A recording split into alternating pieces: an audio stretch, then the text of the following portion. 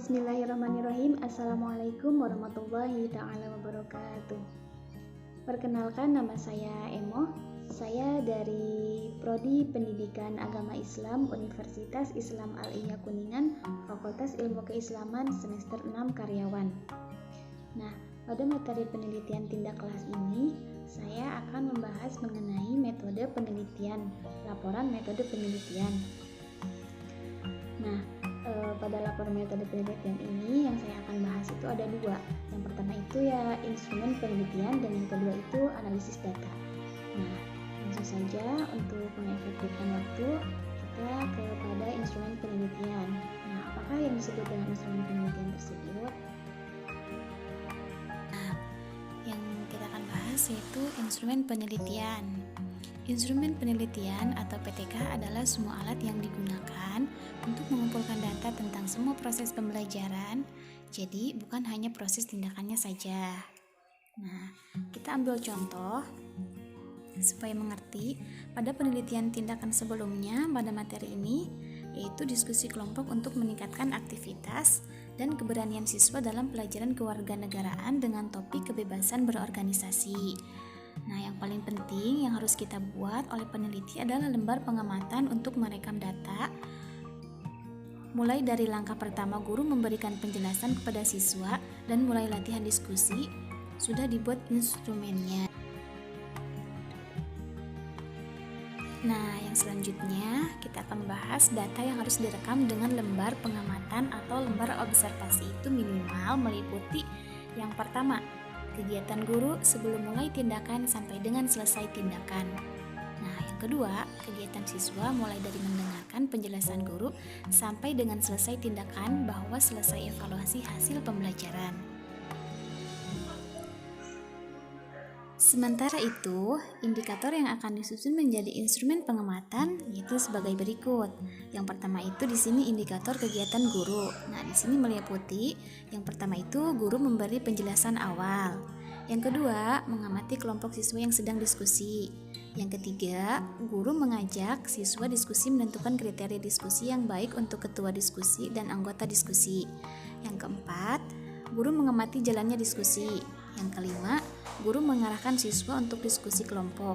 Yang keenam, guru mengambil kesimpulan dari diskusi. Yang ketujuh, guru menutup pelajaran.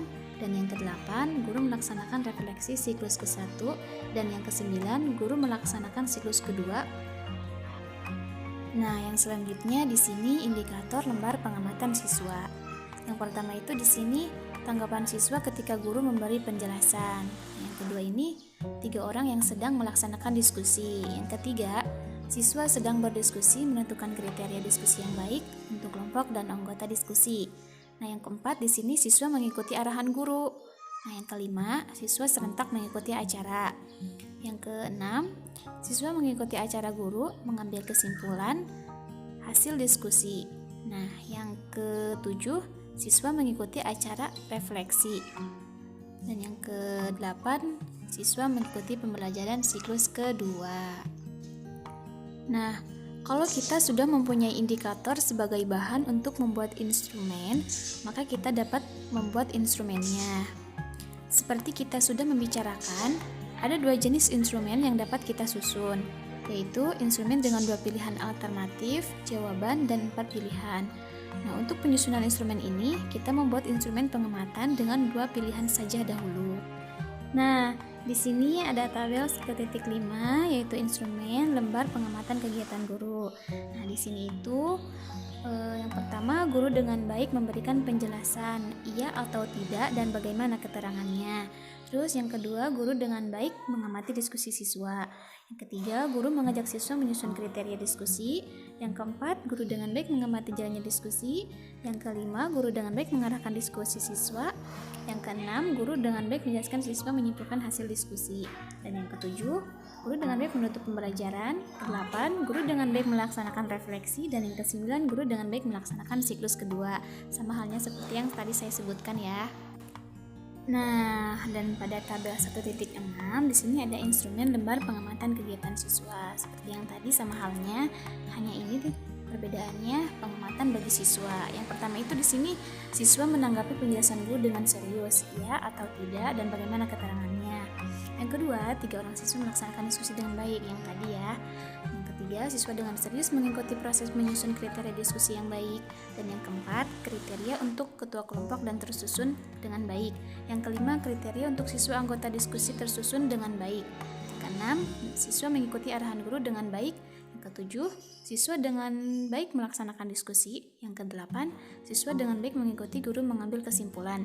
Yang kesembilan, siswa dengan serius mengikuti refleksi. Nah, ada yang ke-10, siswa dengan baik mengikuti siklus kedua. Nah, data yang diperlukan untuk menyimpulkan hasil penelitian tentang diskusi kelompok ini mungkin bukan hanya lembar pengamatan, tapi juga angket untuk siswa. Dan apabila peneliti menginginkan angket, dapat menyusun sendiri angket itu menggunakan indikator yang sudah ada. Dan juga apabila peneliti juga ingin instrumen pedoman wawancara, peneliti juga harus menyusun sendiri menggunakan indikator yang ada. Nah, atau dengan menambah sesuai keinginan objek yang diperlukan. Kalau peneliti menghendaki lembar pengamatan dengan 4 alternatif, formatnya harus lain. Nah, di sini ada tabel 1.7 mengenai instrumen lembar pengamatan kegiatan guru. Nah, di sini itu menggunakan menilainya dengan 1, 2, 3, 4. Sama seperti yang tadi, yang pertama itu di sini kejelasan guru dalam memberikan penjelasan awal kepada siswa. Baiknya guru ketika mengamati diskusi siswa. Yang ketiga, strategi guru ketika mengajak siswa menyusun kriteria diskusi. Keempat, baiknya pengamatan guru ketika mengamati jalannya diskusi. Nah, yang kelima, baiknya pengarahan guru kepada siswa untuk melaksanakan diskusi. Keenam, baiknya ajakan guru agar siswa ikut dalam menyimpulkan hasil diskusi. Yang ketujuh, baiknya cara guru untuk menutup pembelajaran.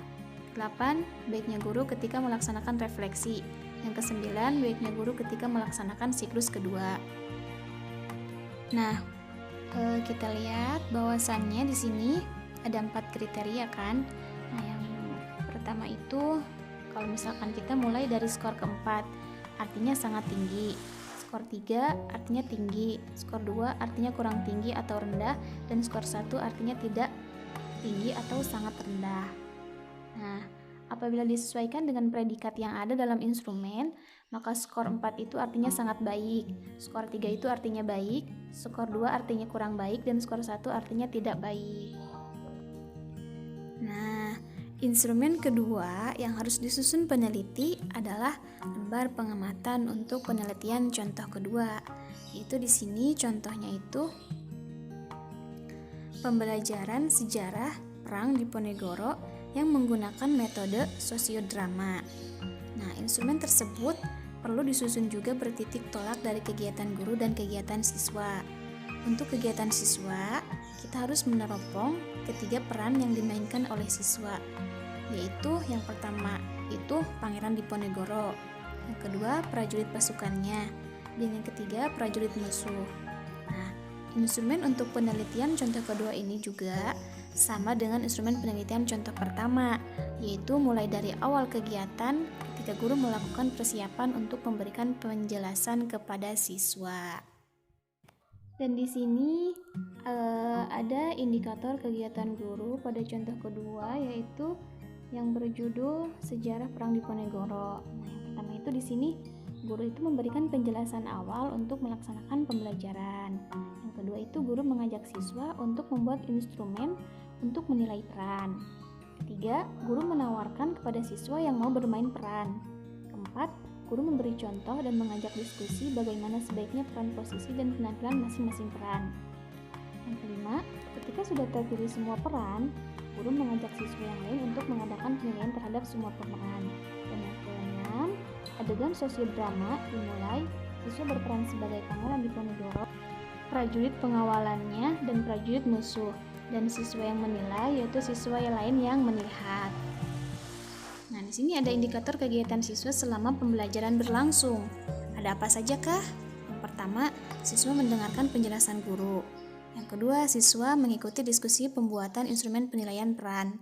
Yang ketiga, siswa memperhatikan guru ketika memberi contoh peran. Yang keempat, beberapa orang berperan dalam sosiodrama. Yang kelima, siswa mengikuti diskusi menilai peran dalam sosiodrama. Yang keenam, beberapa orang siswa mau mengulang sosiodrama. Yang ketujuh, siswa mengikuti refleksi dengan siklus ke-1, dan yang ke-9, siswa mengikuti siklus kedua. Sebagaimana langkah sesudahnya, kita mempunyai indikator untuk menyusun instrumen contoh pendidikan pertama. Langkah selanjutnya adalah menyusun instrumen untuk menilai tindakan yang akan dilaksanakan, yaitu lembar pengamatan untuk contoh kedua, yaitu sosiodrama perang di Ponegoro. Instrumen tersebut digunakan untuk menilai guru dan siswa. Nah, untuk membuat tabel dengan 4 alternatif yang sudah saya jelaskan tadi, kiranya peneliti dapat membuat sendiri berdasarkan pengalaman ketika menyusun instrumen penelitian. Nah, contoh yang pertama, kalimat dalam lembar pengamatan 4 pilihan harus merupakan kata benda agar bisa cocok dengan alternatifnya menjadi kalimat yang mempunyai makna. Nah, contoh ketiga, diharapkan peneliti sudah dapat mandiri. Hal yang agak sulit adalah menentukan indikatornya. Sebenarnya itu pun tidak sulit karena tinggal mengurutkan langkah-langkah tindakan, mulai dari guru memberikan penjelasan awal. Misalnya, untuk penelitian contoh ketiga ini, penulis membantu untuk menentukan indikator. Nah, metode analisis data. Peneliti yang melaksanakan PTK sebetulnya tidak usah berpikir banyak tentang analisis data kuantitatif, apalagi dengan statistik. Peneliti tindakan adalah peneliti kualitatif karena objeknya adalah proses pembelajaran. Jika peneliti menginginkan analisis perbandingan antara prestasi siklus ke-1 dan siklus kedua, boleh saja. Untuk analisis itu, gunakan rumus korelasi produk momen teori person. Analisis yang lain adalah analisis data dari lembar pengamatan saja. Sebagai contoh, kita akan ambil dari tabel instrumen lembar pengamatan yang sudah terisi. Pada tabel 1.11 instrumen lembar pengamatan kegiatan siswa. Nah, kita sudah lihat tabelnya. Di situ ada objek yang diamati, ya atau tidak keterangan. Nah, yang membedakan di sini pakai tanda checklist. Yang pertama itu siswa menanggapi penjelasan guru dengan serius, ya atau tidak, dan keterangannya bagaimana, sama halnya seperti yang tadi. Kedua, 3 orang siswa melaksanakan diskusi dengan baik. Yang ketiga, siswa dengan serius mengikuti proses menyusun kriteria diskusi yang baik.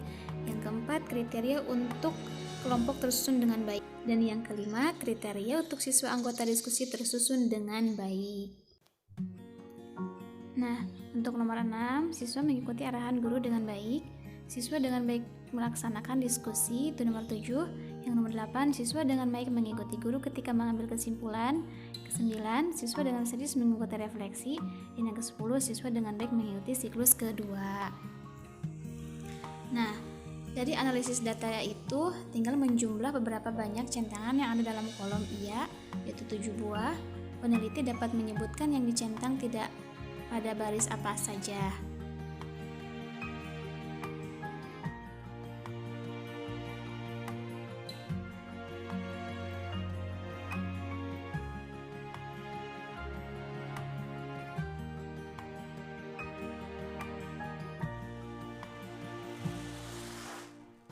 Nah, analisis data dari itu tinggal menjumlahkan berapa banyak centangan yang ada dalam kolom. Iya, yaitu 7 buah. Peneliti dapat menyebutkan yang centang tidak pada baris apa saja. Nah, untuk pembahasan data, peneliti memberikan argumentasi untuk centangan pada kolom tidak, apa sebab yang diisi kolom tidak. Data isian siswa dapat diceritakan ada beberapa yang mencentang iya pada baris ke-1, berapa mencentang ya pada baris kedua, dan sebagainya. Bagaimanapun perhatian dan pendapat siswa mungkin berbeda, semuanya itu dikemukakan secara jujur dan tidak usah ditutup-tutupi. Nah, perbedaan hasil pengamatannya wajar saja kalau pendapat siswa terlalu mencolok perbedaannya. Peneliti diharapkan mendiskusikan dengan siswa mengapa perbedaannya sampai mencolok begitu.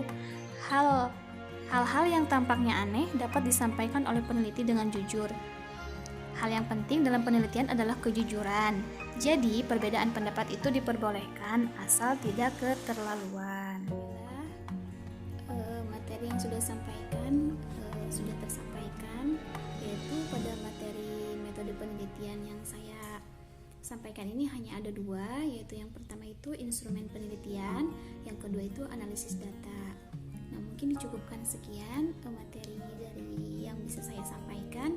Kurang lebihnya saya mohon maaf apabila banyak kekurangan dan kesalahan, karena kesalahan datangnya dari diri saya sendiri dan kelebihan mutlak hanya milik Allah Subhanahu wa taala. Dengan rasa hormat, terima kasih. Wassalamualaikum warahmatullahi taala wabarakatuh.